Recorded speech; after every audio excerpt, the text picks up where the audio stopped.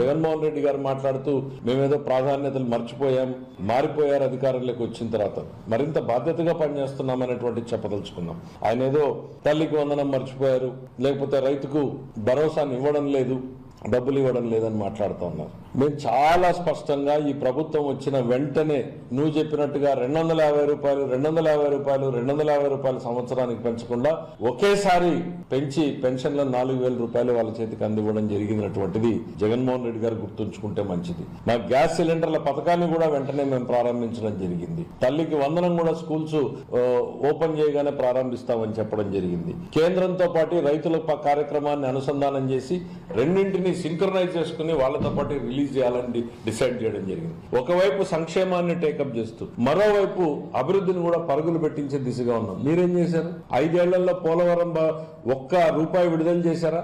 5% అయినా మీరు పోలవరంలో పనిచేశారా? మేము వచ్చినటువంటి 5 నెలల్లోనే పోలవరాన్ని ఏ దశకు తీసుకెళ్లాం? పరుగులు పెట్టించేటువంటి ప్రయత్నం చేస్తా ఉన్నాం. ఎస్, మీ ఏడుపులు పెడబొబ్బులు మేము అర్థం చేసుకోగలం.